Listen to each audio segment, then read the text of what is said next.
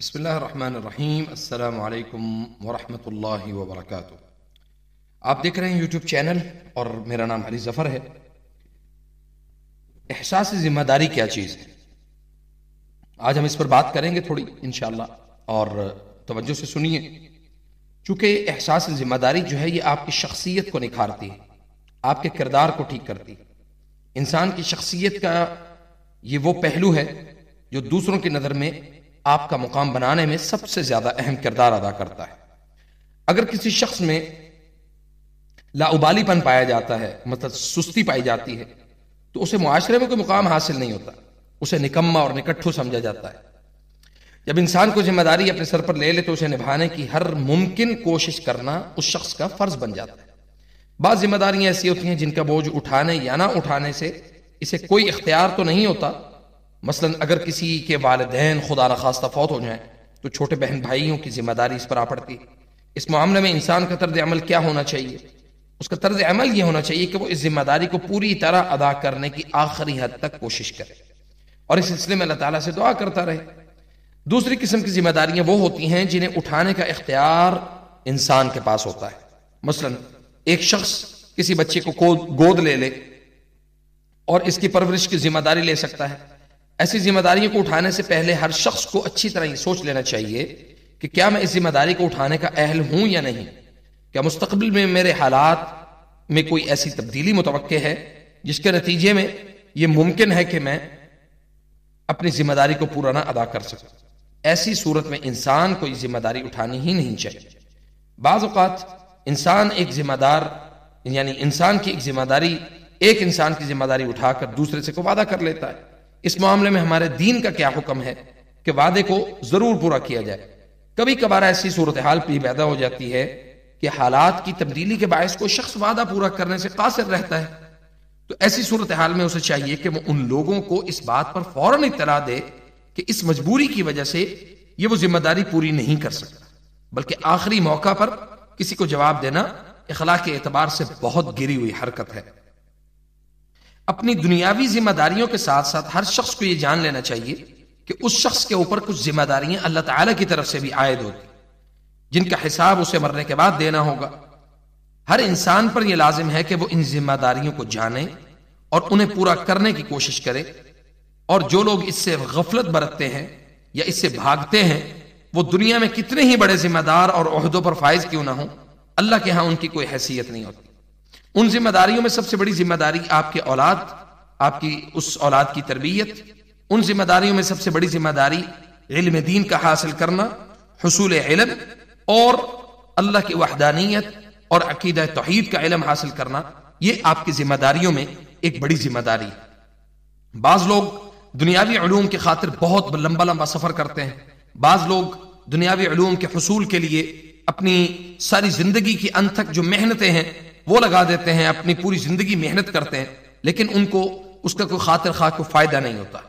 تو یاد رکھیں کہ اگر آپ کے اندر اللہ تعالیٰ نے یہ شعور اور یہ قوت پیدا کر دی ہے کہ آپ کو اللہ تعالیٰ نے علم دیا ہے، دنیاوی علوم کے ساتھ ساتھ اللہ تعالیٰ نے جو دین کے علم کے حصول کی ذمہ داری آپ کے اوپر عائد کی ہے، اپنی اس ذمہ داری کو سمجھتے ہوئے کم از کم قرآن کریم کا کچھ حصہ جو ہے اس کو تفسیر، ترجمہ اور تشریح کے ساتھ اس کو ضرور پڑھیں۔ احادیث کی چھوٹی چھوٹی کتابیں ہیں، ان کی ذمہ داری اٹھائیں اور اپنی اس ذمہ داری کو بأحسن طریقے سے اس کو نبھانے کی کوشش کریں۔ اور اسی طرح بعض دفعہ انسان جو ہے، یعنی ایک چیز جسے ہم کہتے ہیں کانفیڈنس، قوت ارادی، جو انسان کسی بات کا ارادہ کر لے لیکن اسے پورا نہ کر سکے تو یہ کہا جاتا ہے کہ اس شخص میں قوت ارادی اور خود اعتمادی کی کمی ہے۔ آپ نے اکثر سنا ہوگا کہ اس کا معنی یہ ہے کہ انسان اپنے ارادوں میں پختہ ہو، فیصلہ کرنے میں خواہ کتنا ہی غور و فکر کیا جائے اور کتنا ہی وقت لگایا جائے، لیکن ایک مرتبہ فیصلہ کر کے اپنے اس فیصلے سے پیچھے نہیں ہٹنا چاہیے اور اپنے فیصلے میں اپنے آپ کو کمزور جو ہے وہ ثابت نہیں کرنا چاہیے۔ اسی طرح دوسروں کی نظر میں کسی شخص کے اعتبار کو، یہ آپ کی چیز یعنی آپ کا ان کانفیڈنٹ ہونا یہ لوگوں میں آپ کو خراب کر دیتا ہے۔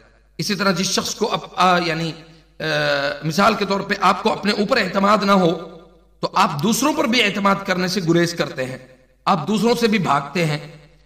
اسی طرح وہ افراد جو ہے جن کی قوت ارادی، خود اعتمادی یا کانفیڈنس اگر کمزور ہوگا تو وہ مشورہ نہیں دے سکتے. تو قوت ارادی کو بہتر بنانے کا طریقہ یہ ہے کہ اپنے ذہن کو مشورہ دیجیے، لوگوں کو مشورے دیجیے، لوگوں کے کام کرنے کی صلاحیت ان کو پرکھیے، ان کو دیکھیے، اور پھر لوگوں کو کام کرتے ہوئے دیکھ کر اپنے اندر یہ خود اعتمادی پیدا کرنا کہ یہ کام میں بھی کر سکتا ہوں، مجھے یہ کام کرنے میں کوئی پرابلم نہیں. شروع میں اپنے سامنے چھوٹے چھوٹے چیلنجز رکھیے، جیسے تقریر کرنا، چھوٹے چھوٹے کھیل کھیلنا کہ جی میں تقریر کر سکتا ہوں، میں 10 20 50 لوگوں کے سامنے میں بول سکتا ہوں.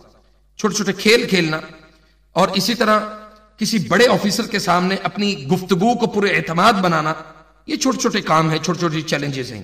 جب آپ ان چیلنجز کے مقابلے میں کامیاب ہو جائیں گے تو آپ کی خود اعتمادی میں اضافہ ہوگا. آہستہ آہستہ ان چیلنجز کو بڑا کرتے جائیں. کچھ ہی عرصے میں آپ محسوس کریں گے کہ آپ کے اندر بہت زبردست خاصا اعتماد آپ کے اندر پیدا ہو چکا ہے. خود اعتمادی کے بارے میں ایک اہم پہلو یہ بھی ہے کہ اسے حد سے زیادہ بھی نہیں ہونا چاہیے. بعض لوگ کہتے ہیں جی دیکھیں اوور کانفیڈنٹ ہو رہا ہے، تو اوور کانفیڈنس جو ہے نا یہ آپ کو کافی حد تک نقصان بھی دے سکتا ہے. بعض لوگ اپنی حقیقی صلاحیتوں کے بارے میں ضرورت سے زیادہ خود اعتماد ہوتے ہیں، تو اس کا نتیجہ یہ نکلتا ہے کہ وہ دوسروں سے بڑے بڑے وعدے کر لیتے ہیں. جب انہیں پورا نہیں کر پاتے تو دوسروں کی نظر میں ان کی شخصیت کا امیج مجروح ہوتا ہے. جب آپ مثال کے طور پہ ایک آدمی وعدہ کرتا ہے کہ جی یہ پلاٹ انشاءاللہ، مطلب وہ انشاءاللہ بھی کہتا ہے، سارا کچھ کہتا ہے کہ جی یہ میں پلاٹ خرید لوں گا، اب وہ خرید نہیں پاتا تو وہ وہاں پہ اس کی شخصیت کا جو امیج ہے وہ کمزور پڑتا ہے.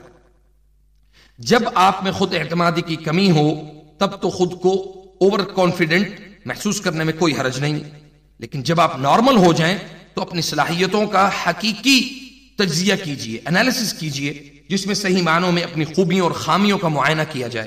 اس کے مطابق ہی اپنی خود اعتمادی کو آپ ایڈجسٹ کر سکتے ہیں. ایڈجسٹ کرنے میں آپ کے لیے کافی آسانی ہوگی. اور یاد رکھیں کہ اللہ تعالیٰ نے جو یعنی خود اعتمادی نبی صلی اللہ علیہ وسلم کے اندر پیدا کی تھی، وہ صرف اور صرف دعوت دین کے ثمر یعنی اس کا جو پھل ہے، اس صورت میں نبی صلی اللہ علیہ وسلم کے اندر یہ چیز پیدا کی. اور پھر نبی صلی اللہ علیہ وسلم کو کہا کہ جاؤ جا کے بتاؤ. ٹھیک ہے، حضرت جبرائیل علیہ السلام آئے، آ کے جب انہوں نے یہ کہا کہ اقرأ بسم ربک الذی خلق، تو نبی صلی اللہ علیہ وسلم نے کہا کہ میں پڑھ نہیں سکتا. پھر ان کو اعتماد دیا، ان کو کہا کہ یہ پڑھو، اقرأ بسم ربک الذی خلق. اور پھر وحی کا سلسلہ ایسا سٹارٹ ہوا، ایسا چلا کہ نبی صلی اللہ علیہ وسلم کی اللہ تعالیٰ نے جس طرح تربیت کی، جس طرح سے ان کو علم جو ہے وہ نوازا، اور وہ مکمل علم کے ساتھ پھر میدان میں اترے اور دعوت کا کام کیا. آپ کے اندر بھی یہ چیز جو ہے وہ بڑی پختگی اور بڑی قوت کے ساتھ آپ کے اندر پیدا ہو سکتی ہے جب آپ حصول علم میں اپنے آپ کے اوپر اعتماد کریں گے اور اللہ کے دین کو سمجھنے اور سیکھنے کی کوشش کریں گے. اللہ تعالیٰ ہمیں عمل کی توفیق عطا فرمائے. جی آج کے لیے اتنا کافی ہے. انشاءاللہ ہم یہ سلسلہ جو ہے کوشش کریں گے کہ اس کو جاری رکھیں، 8 سے 10 منٹ کے اندر آپ کے ساتھ گفتگو کرتے رہیں گے. والسلام علیکم.